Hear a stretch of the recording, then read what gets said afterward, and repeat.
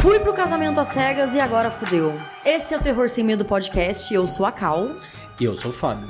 Em tempos de casamento às cegas, mergulhar em uma lábia persuasiva pode acabar custando a própria vida. Seja devido aos traumas de uma noite assustadoramente estranha, ou no sentido mais literal do que significa custar a vida. Enfim, desde muito tempo os programas de namoro existem e muitos homens e mulheres acabam adentrando neste universo por não conseguirem encontrar o par perfeito no mundo real. Quantas vezes a timidez não fez qualquer um que tá ouvindo agora apostar na web namoro para conseguir socializar minimamente com alguém? Isso é muito normal. E é uma tendência. Mas a internet não existia na década de 70. Então, a roleta russa de encontros às cegas interessantes acontecia na mídia mais popular da época, a TV. Não sabemos quem tá do outro lado de um biombo ou, hoje em dia, dos pods. Mas, no dia 13 de setembro de 1978, Rodney Alcala participava do The Dating Game. Enquanto Cheryl Bradshaw buscava por um parceiro, ele, a garota da vez. Filme que falaremos hoje. E depois dessa abertura longa, temos sinopse pra esse filme, Bits? Temos! Cheryl Bradshaw, uma solteira em busca de um pretendente em um programa de TV de sucesso dos anos 70, escolhe o solteiro charmoso Rodney Alcala, sem saber que por trás da fachada gentil do homem havia um segredo mortal. E onde que a gente pode assistir esse filme? Do Prime Video. Ah, tá facinho. Lembrando que teremos spoilers da garota da vez. Segue a gente no Instagram, no Thread e no YouTube. A gente tá como @terrorsemmedo13, tudo junto e 13 numeral. E tá ligado que seguir a gente é bem mais seguro do que dar um rolê em Crystal Lake.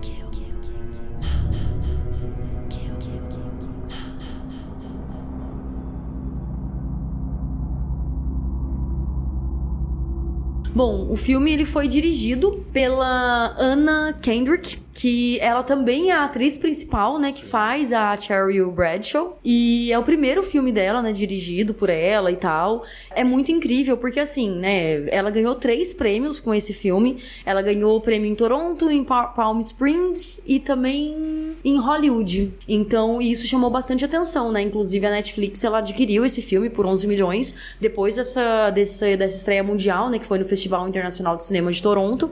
E aí, a distribuição, no caso da Netflix, ficou por conta internacional, né? Aqui no Brasil ele veio pelo Prime, que eu até fiquei assim, tipo, mas tá no Prime? É. Mas a Netflix comprou, como assim? Sim, acontece bastante. É raro, mas acontece com frequência. É importante a gente frisar também, né, que a Anna Kendrick, né, ela tomou a decisão de direcionar boa parte dos custos. Tem local que fala boa parte dos custos, tem local que fala todo o custo, né, dos lucros com o filme para instituições de caridade que apoiam vítimas de abuso. Sim. Porque ela tem uma entrevista que ela fez com a Rolling Stone que ela comentou, ela se sentiu enojada de fazer esse filme, sabe? Por conta de toda a história, né? Por conta de ser a história de quem é, né? A direção, né, como a gente comentou, é da Anna Kendrick. O roteiro é do Ian McDonald. McDonald's. É o Ronald. Ele também é um novato, né? No cinema, né? Escrevendo filmes. Ele é o segundo filme que ele escreve. E é um filme muito bom pra primeira direção, segundo roteiro. Você falou já que a Anna Kendrick tá no filme, né? Que ela é a Cheryl, né? E o outro protagonista do filme, que é o Rodney Alcala, é o Daniel Zovatto. E a Anna Kendrick escolheu ele quando ela tava assistindo Station Eleven, Estação 11. Sério? Caralho! Porque ele é um vilão lá também, né? Foi uma boa escolha. E ele teve que ganhar 11 quilos pra participar, porque ele é magrinho e tal. Caramba, mas por que será? Porque o Rodney era um cara fora de forma, entre aspas. Entendi. Né? Ele era um cara... É engraçado porque na entrevista, ó, no programa, eu ia até me perguntar, assim, sabe? Cara, por que ele foi escolhido? Porque, primeiro, que o cara tem um cabelo mais liso, né? Tipo, o Alcala tinha o cabelo mais cacheado e volumoso. Ele parecia ser uma pessoa mais magra também e alta. E ele parecia ser uma pessoa gorda e baixa. Alton Best, que faz a Amy, que é a menina sobrevivente, é o primeiro papel de destaque dela. Não é o primeiro papel dela, mas é a primeira protagonista, porque ela também é uma protagonista, né? Ela é uma protagonista que é apresentada mais pro final do filme, assim, né? Que o filme gira em 3 eixos, né? A gente vê a vida da Cheryl, a vida do Rodney e a vida da Amy. A gente vê a vida do Rodney e da Cheryl andando ao mesmo tempo até o momento que eles se encontram, mas a gente vê uma outra linha do tempo, que é no futuro, onde o Rodney não pegou a Cheryl, mas ele encontrou a Amy. E aí é uma menina que ele abusa, mas ela acaba sobrevivendo, né? Essa menina, ela tem uma deficiência na mão, que ela só tem o indicador e o polegar. Acho que da mão direita, se eu não me engano. E aí só convidavam ela para personagens que têm a mesma questão que ela. E dessa vez ela ficou muito feliz que a Anna Kendrick convidou ela, porque isso não importava. Que pelo fato do foco não ser a mão dela, porque muitos personagens, quando a gente vê, né, que o lance é a deficiência, a gente já vai direto pra mão, porque muitas vezes vê a pessoa abrindo uma garrafa, fazendo coisas com a mão que a gente consegue ver lá a dificuldade, entre aspas, da pessoa, né? Que, cara, a pessoa nasceu assim, mano, a pessoa não tem dificuldade nenhuma, né? Mas você vê isso e, cara, a gente só foi, pelo menos eu só fui perceber quando você tinha comentado, e eu fiquei assim, cara, e eu não tinha visto, então eu queria prestar atenção pra ver isso, porque eu não prestei atenção, sabe? E como isso não é uma questão, ao longo do filme a gente vai esquecendo dessa questão e volta, porque, tipo, não fica aquela coisa de, nossa, tem uma deficiência, sabe? É muito legal. Eu acho importante fazer isso, sabe? O filme começa com o Alcala tirando foto, né, de uma mulher num deserto, assim. Eles parecem que estão, tipo, num rolê gostosinho. Né? Então, parece um rolê gostosinho e tal. Ela tá tranquila com ele até o momento. Tem um dado momento lá que ele muda a personalidade dele. Ele não muda, ele faz a boquinha. Ele faz a boquinha! Eu não sei se essa boquinha é do Alcala ou é do personagem. Cara, eu também não sei. Mas esse cara faz boquinha toda hora e eu falo, a boquinha. E a boquinha é a representação de que ele virou mal. Quer dizer, ele é sempre mal porque ele é um filho da puta, né? Sim, mas é um momento que é uma representação visual de que ele incorporou o demônio.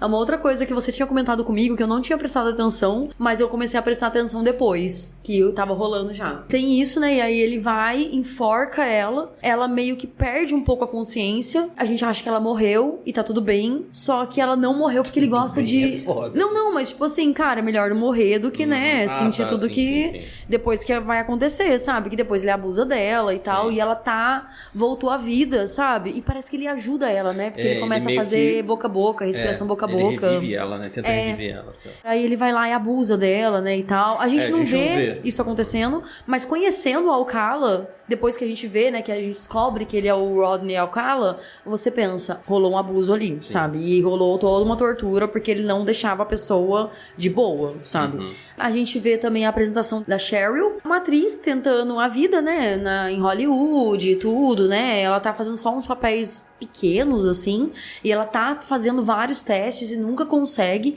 Inclusive, tem um comentário num dos testes que ela participa, que eles falam sobre o peito dela, né? Do peito dela ser muito pequeno e tal. Isso é uma coisa que a Ana queria colocar no filme pra representar uma vez que isso realmente aconteceu com ela quando ela tinha 19 anos. Ficaram comentando na frente dela sobre o peito dela não ser muito grande, como se ela fosse um manequim parado ali e não tivesse vida, né? E aí ela queria colocar isso no filme por conta desse momento que ela viveu. Mas vale lembrar, né, que a Cheryl verdadeira, a gente não sabe, não tem ideia de quem ela realmente era, né? Do que ela queria realmente fazer. Não dá pra saber se ela era uma atriz e tal, porque ela sumiu, né, depois desse momento que ela participou do The Dating Game. Foi viver, né, a vida dela, familiar e tal, em outro lugar. A gente não tem a vida real da Cheryl antes do The Dating Game. Então, provavelmente ela só era uma pessoa que tava querendo procurar um namorado e não uma mulher querendo ser atriz, né? Essa audição, ela dá a entender, pelo menos pra mim, que aquilo que a gente tava assistindo no começo era um filme que eles iam fazer, ou era um filme que eles fizeram, mas não convidaram ela. O que mostrou antes do Alcala enforcando a mulher. Parecia que era um filme que ia ser feito com ela, mas ela não passou na audição. É verdade. Eu tive essa impressão, pelo menos assistindo inicialmente. Aí que... Tanto que eu nem pensei que o Alcala, que o cara que tava ali, ele era o Rodney Alcala. Ao longo do filme, né, vai vendo, como eu comentei, né, essas 3 histórias, né, uma história a gente só conhece depois do último assassinato que o Alcala faz dentro do filme, né? Mas a história da Cheryl e do Rodney Alcala vão se entrelaçando, entre aspas, né? Vão caminhando até chegar o dia do programa, né?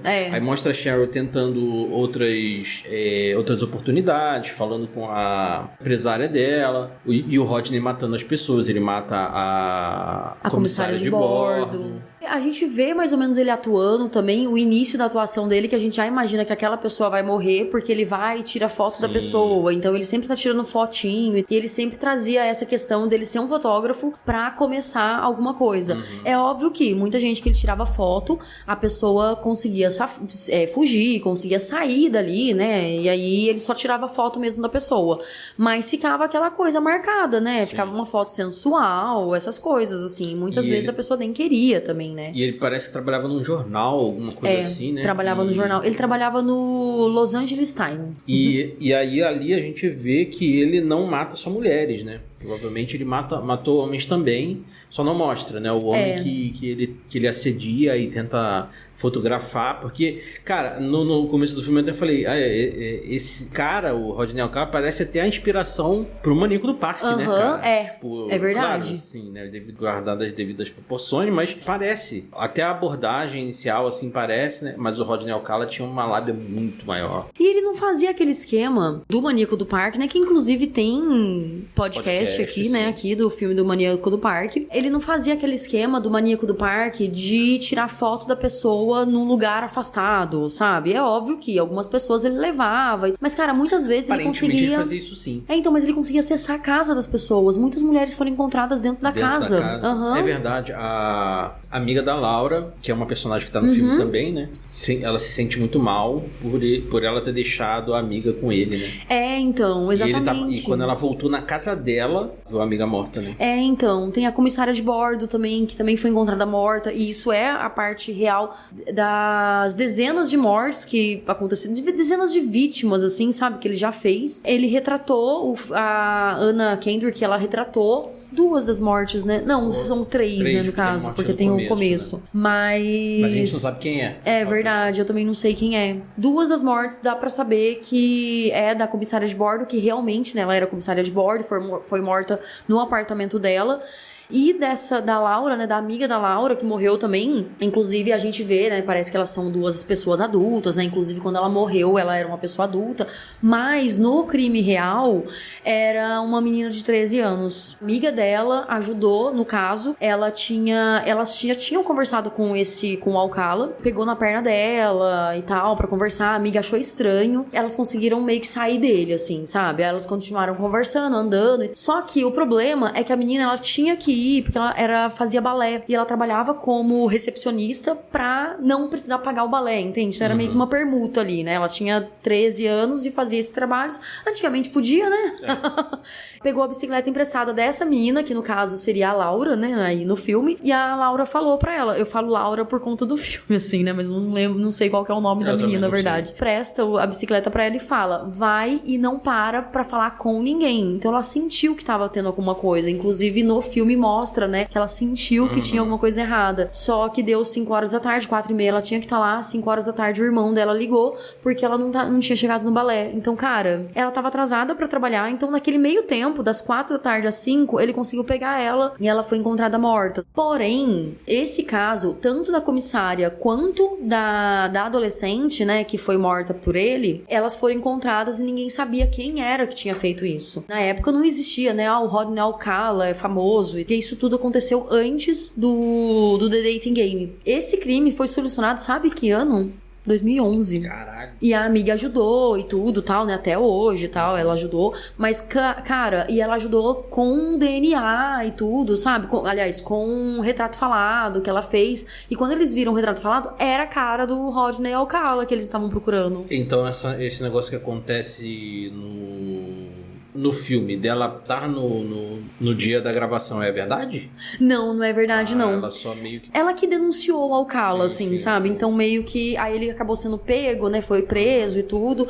Mas ela que tinha denunciado o Alcala, sabe? Assim, ela ajudou, no caso. Né? Então isso mostra que ela era aquela adolescente da época fazendo isso, assim, sabe? Tipo, cara, eu acho engraçado uma coisa, porque, assim, no início dos anos 70, até meados dos anos 70, ele era uma das 10 homens mais procurados do FBI, sabe? Como que as pessoas não viram que ele tava no The Dating Game, entende? Cara, é muito foda isso. O programa era gravado, provavelmente, não era? Era gravado, mas tipo assim, tem algum cadastro ali. Tudo bem que ele poderia ter dado o nome, dado o endereço errado. Cara, eu fico pensando... acho que ele deu o nome. Não, ele era o Rodney Alcala mesmo. Cara. Inclusive, quando você vê, tem um link, né, no YouTube, pra você ver esse momento inteiro, né, o episódio inteiro desse programa, que é bem rapidinho, assim, sabe? Tem 9 minutos, porque não tem as propagandas nem nada. Ele é o Rodney Alcala. Ele chama, tipo, Rodney Alcala. Aí é isso. É que assim, né? Bolitz, a gente talvez está pensando com a cabeça de hoje em dia. É verdade. A gente tem notícia internet, de tudo, o tempo inteiro e tal, né? Antigamente não, né, cara? É verdade, faz sentido. E outra, eu vou te perguntar, você sabe quem são as 10 pessoas mais procuradas? A gente não faz ideia. É verdade, então, né? Faz sentido. A TV deveria saber. Mas a gente não tem obrigação de saber. E é foda, porque assim, até então, tipo, conhecido mesmo, ele tinha feito 4 mortes. Até ele chegar pro programa. Porque assim, ele tinha feito várias, né? Mas ninguém sabia qual era. E o que ajudou muito ele na época foi que, na mesma época que ele tava matando, também vários serial killers atuando no mesmo tempo, né? Tinha o Ted Bundy, tinha o filho de Sam, The Killer Stalking... alguma coisa assim. Night Stalker. Ele tava atuando também. Então, tinham várias mortes que eles achavam que era um, depois era outro. Não, e sabe outra coisa? Ele estudou na UCLA lá, né? Ele fez fotografia na Universidade de Los Angeles, mas ele teve que sair por conta da primeira morte que ele fez. Primeira morte não, da primeira vítima. Foi uma menina de 8 anos. 8 anos, Depois ele foi pra Nova York. Quando ele foi pra Nova York estudar cinema, sabe quem foi o professor dele? Roman Polanski.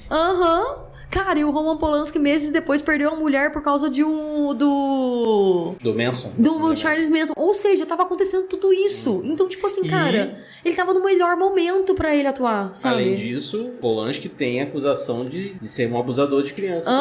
Sim, exatamente. Cara, é muito foda isso, sabe? O Roman Polanski que ajudou ele a lidar com a câmera profissional e tudo. Então, muito do que ele sabia, né? O Rodney Alcala sabia, era por conta da faculdade, do estudo e tal, mas devido também ao Roman Polanski, assim, sabe? Cara, e ele comenta uma coisa assim no filme, né? Que ele fala, ele cita o Roman Polanski no filme, né? Ele cita o Polanski dizendo que foi aluno dele.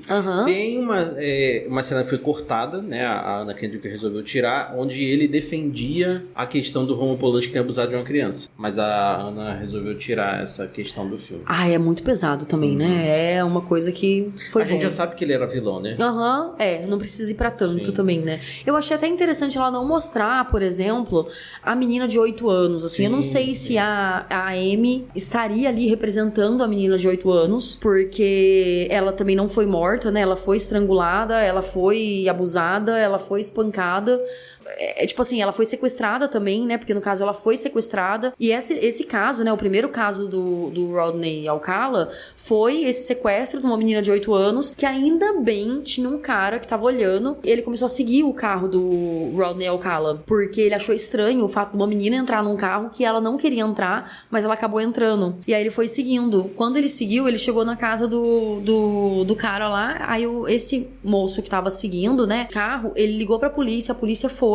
Eles entraram à força. Quando eles entraram à força na casa, eles viram um Rodney Alcala. Ele tava estrangulando a menina, né? Tava viva ainda, sabe? Só que ela tava quase morrendo, só que ela conseguiu sobreviver. E aí teve que fazer todo o processo, né? Pra ela voltar e tal. A família dela, inclusive, saiu de Los Angeles e foi pro México. A primeira vez que ele foi preso, ele acabou sendo preso só por 3 anos, mas acabou saindo com 34 meses de cadeia por bom comportamento, né? Porque ele é uma pessoa dissimulada, né? Ele sabe se comportar bem quando ele precisa, sabe? Ficou 3 anos, né? Ele só teve essa pena de 3 anos porque a família da Tali Shapiro, que é a vítima, né, no caso de 8 anos, ela não permitiu que a menina fosse pro julgamento. Eu, assim, sinceramente, eu achei correto da parte deles, porque é uma menina de 8 anos, ter que encarar tudo aquilo, encarar o cara de frente De ali, novo. né? Não se sabe se ela vai falar a verdade, porque vai que, né, um olhar ali. Então é melhor ele ser acusado por uma coisa que a polícia viu, do que não ser acusado porque a menina falou que tava, sei lá, outra Cara, coisa. e me admira a polícia ter pego no flagra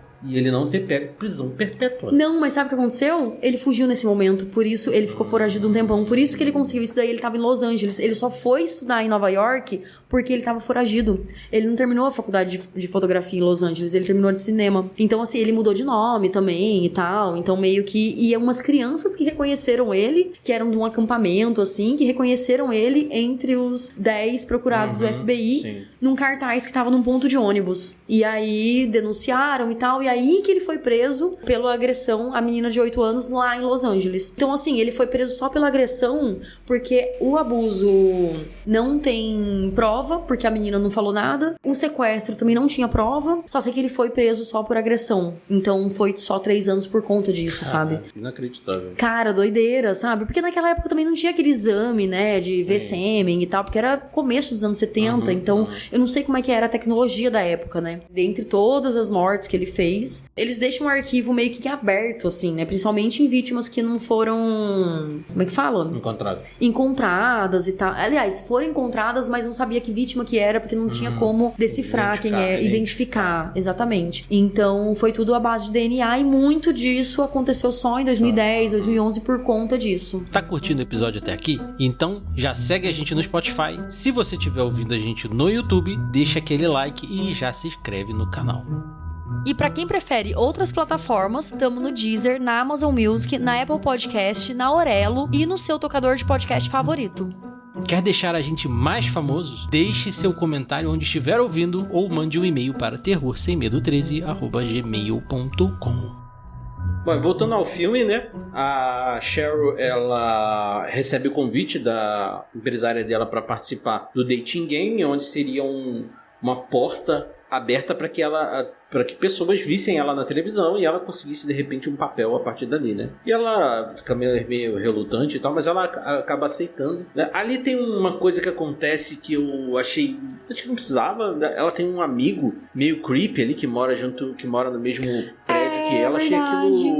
Achei que aquilo ia levar a algum lugar e não foi nada. Pois é, não mostrou nada de interessante. Por que aquilo? Talvez foi só para preencher a vida da Cheryl e para poder juntar com o tempo onde eles se encontram, né? Porque o filme faz faz esse caminho duplo até eles se encontrarem, né? É, verdade. Então deve ter sido só pra preencher linguiça. Também se é por conta pra mostrar pra gente que a Cheryl não era uma bobinha, assim, sabe? Sim, que ela talvez. tipo assim, era mais sacana, até pelo fato dela usar as próprias perguntas no The Dating Game e tudo, né? Porque o cara dá em cima dela e ela, tipo, vê ele como amigo e ele fica meio puto e tal, e ela já fica, então, pô, é verdade. Ela acaba transando com ele, né, mas depois ela ai, nossa senhora, gente, é nojenta essa parte. É nojenta porque, né, você vê que a pessoa não quis, só foi porque, né, é foda. E chega o dia do programa, né, ela tem toda a dinâmica do programa, onde o apresentador, que é o Jim Lang. Lá é Jim Lang o nome do apresentador? Não, é outro. É Ed Brooker. O nome. Mudou o nome. E ele fala pra ela seja menos. Aí ela fala, tá bom, serei menos. Mas na verdade não é, não vai.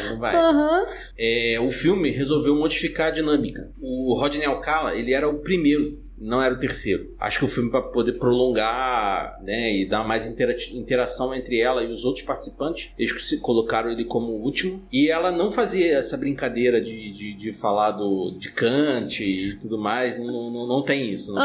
Ali foi uma adendo dela na história, né, da própria Anna Kendrick, né? Porque ela também ajudou a escrever o roteiro. Então ela reescreveu muitas cenas. Sim. Tanto que, assim, eles ganham o dating game, né? A Cheryl e o Rodney. Eles ganham uma viagem. No original, eles não ganhariam uma viagem, eles ganhariam uma aula de tênis. Cara, que tosco. Muito Imagina, gente. E ganharam dinheiro, lógico, né? Sim. ela não foi beber com ele. A Cheryl só encontrou com ele dentro do programa, depois eles não se encontraram mais, né? Ela que escreveu a cena do bar, né? Que tem um olhar entre ela e a garçonete, né? Que ela dá uma microexpressão pra garçonete entende que acabou, não tem bebida mais, né? Porque, a princípio, o Rodney seria agressivo com a garçonete, de testar a cena, de fazer os ensaios, não tenha ficado boa, e ela resolveu mudar. E ficou realmente, aquela cena mega tensa. Nossa, demais! Da hora que eles saem juntos do estúdio, e ela entra no carro e vai embora, aquela cena é muito tensa.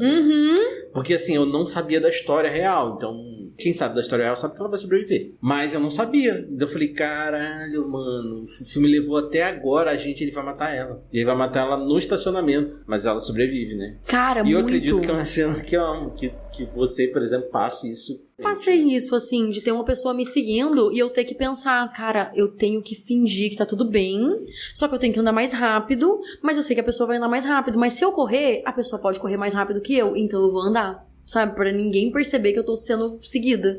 Aí é isso. Porque já aconteceu comigo indo pra faculdade. Que uma vez eu tava sendo seguida por um cara, mas tipo, na outra calçada, eu percebi que tava rolando alguma coisa estranha. Porque a gente percebe que tá rolando uma coisa estranha, né? Claro. Você faz uns caminhos meio estranhos, a pessoa tá te seguindo, a não ser que a pessoa esteja indo pro mesmo lugar que eu. Mas não. Foi um momento que eu entrei num estacionamento rápido, assim, porque tinha uma igreja e um estacionamento, né? Aí eu pensei, vou entrar no estacionamento, porque a igreja eu vou ter que ir pra mesma calçada que o cara. E aí o estacionamento tá mais quietinho, dá pra eu falar com alguém. Aí eu entrei no estacionamento, entrei na cabininha e falei, tem um cara me seguindo, me ajuda. Tô conversando comigo um tempinho, assim, e tal, só que o cara não apareceu. E eu fiquei assim, cara, que bosta, o cara tava realmente me seguindo, porque senão ele passaria pelo portão. E ele não passou pelo portão. Aí eu liguei pra uma amiga pra ela me buscar, né? Porque eu ia pra faculdade e pronto, assim, sabe? Eu falei, cara, eu não vou arriscar sair daqui de novo com uma pessoa desconhecida, com uma pessoa desaparecida aqui, sabe? Sumiu.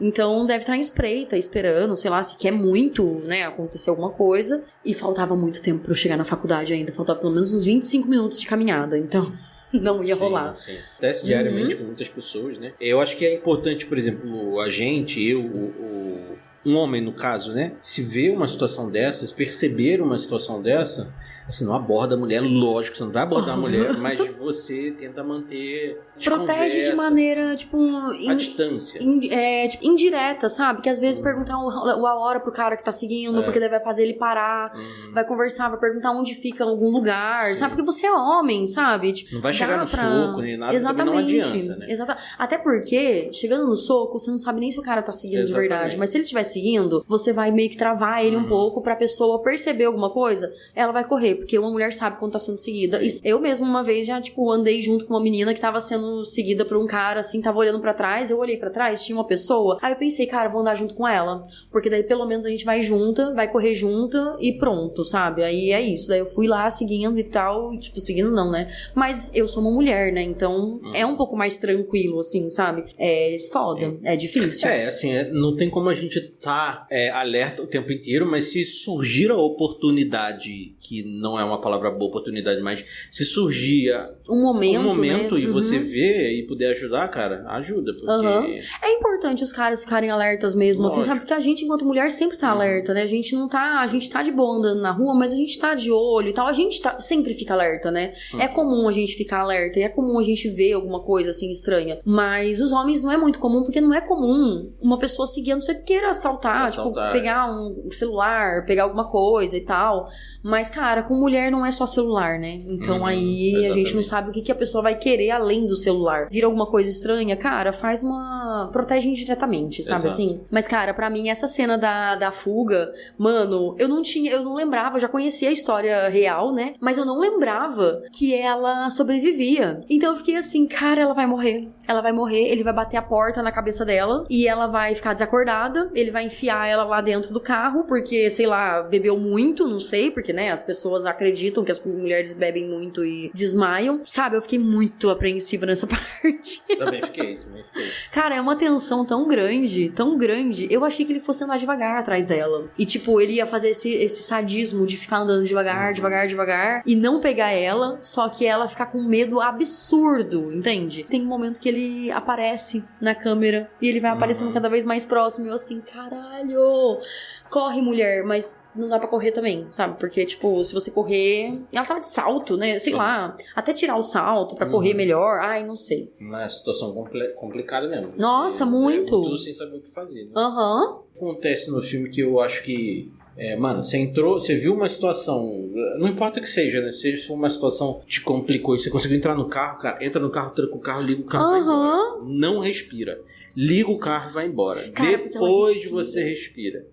Porque ela respira, gente. Eu fico assim, cara, eu acho que na adrenalina, o que eu faria era entrar no carro. Pra mim, eu acho que ia ser um sonho que eu ia viver. Eu só ia entender o que aconteceu depois que eu chegasse num lugar seguro. Porque na história real, a Cheryl não tem, né, esse momento com ele, que nem você comentou. Ela só tem uma conversa com ele lá no estúdio mesmo. E ela acha ele muito assustador. Então ela não gosta da vibe dele mesmo, né? Ela mesmo comenta que a vibração dele não é muito boa e ela acha que não vai dar bom esse encontro com ele, né? Com a aula de tênis, essas coisas assim. E ela liga pra produtora no dia seguinte falando que não vai encontrar com ele, que não quer o prêmio. E aí, a partir daí, ela... realmente some e vai viver uma vida, né, que a gente não sabe como ela era antes, mas vai viver uma vida, né, de família e essa e tal. rejeição fez com que ele matasse 3 pessoas, né? Então foram mortes muito próximas que aconteceram por conta dessa rejeição, né, da Cheryl com ele. Eu achei que o filme ia acabar ali. O que vai acontecer agora, né? Porque o filme é sobre aquilo, mas aí a gente tem a história da Amy que tá acontecendo em paralelo e a gente vê ele se encontrando. E assim, passa muito rápido isso e a gente já vê ele no carro, porque a gente não vê a abordagem, a gente vê a abordagem dele, mas a gente não vê aquilo crescendo, né? Porque parece que ela se apaixona instantaneamente por ele, né?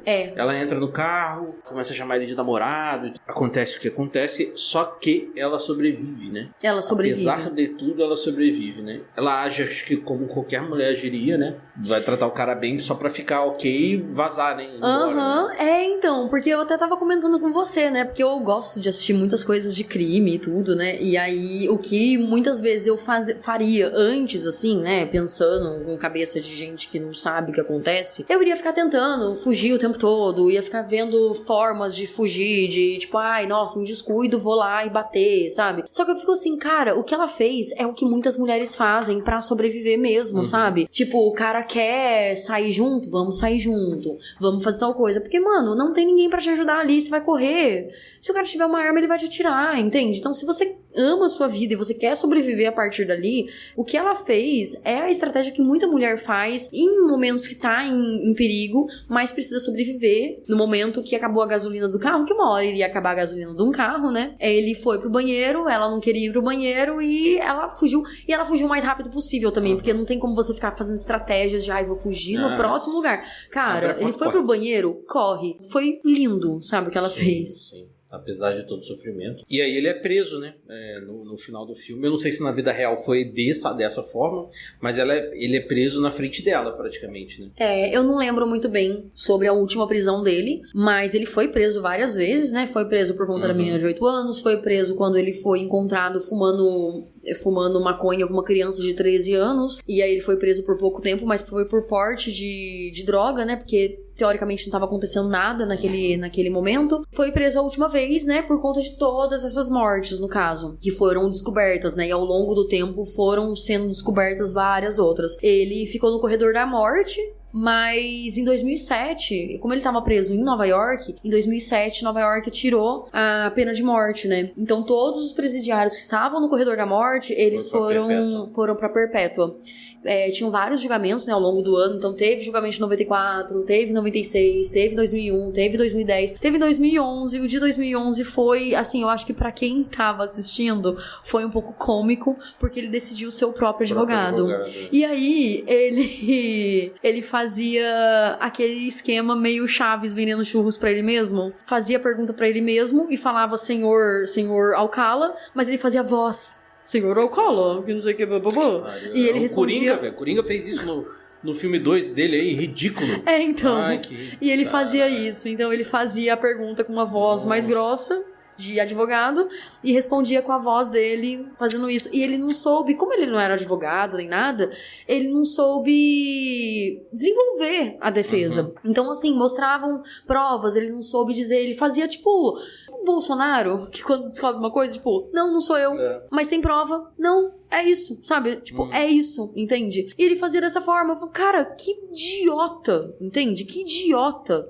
E ao longo da vida dele, né, ele foi também do exército. No exército ele foi afastado por conta de transtorno de personalidade antissocial. Ao longo do processo de prisão, de julgamento, né, ele foi analisado por vários psicólogos, então ele teve vários diagnósticos também de transtorno de personalidade narcisista, de transtorno de personalidade borderline, de psicopatia e tudo mais.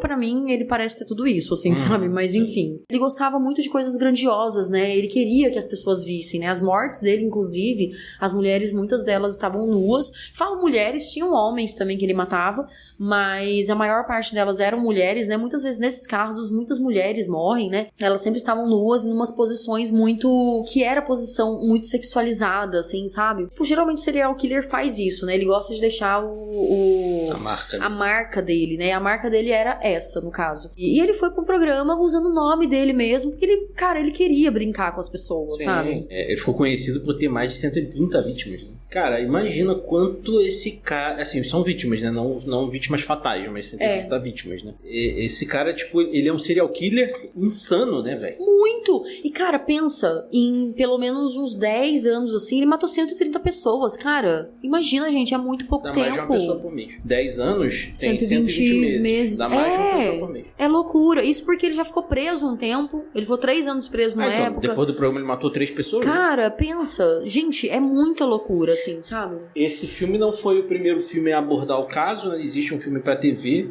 chamado Dating Game Killer. Que foi o jeito que ele foi conhecido, né? É um filme pra TV, é um filme de baixo orçamento, assim. E o documentário da ABC tem o mesmo nome, só que ele é o The Dating Game Killer. Onde tem no YouTube aí, como você falou, né? Isso! É tipo Suicide Squad, The Suicide Squad. Bom, Beats, assunto pesadinho, né? Muito. Mas, tô com a cara derretida aqui. Né?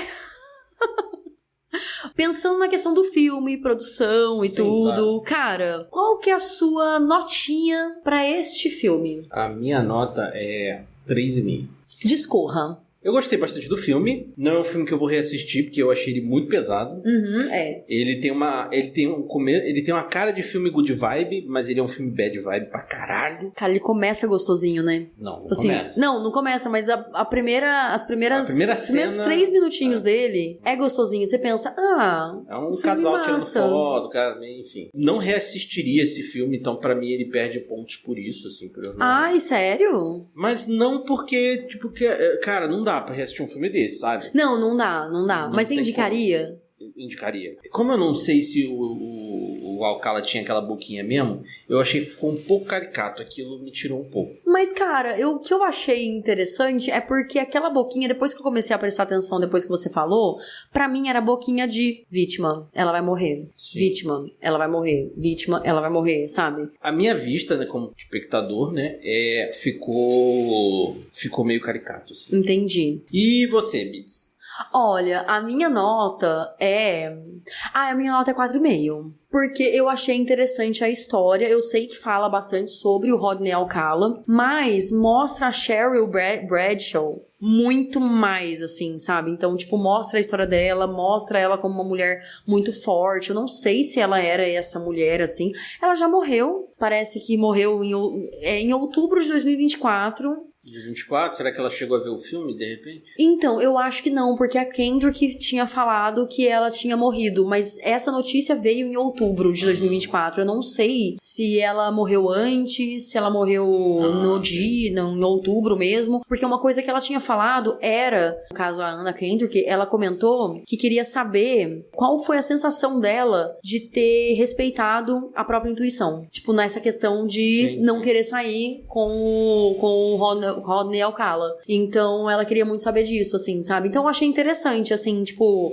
ela dirigiu o filme e, cara, ela era a cara da Cheryl. Era bem parecido. Mano, é muito foda.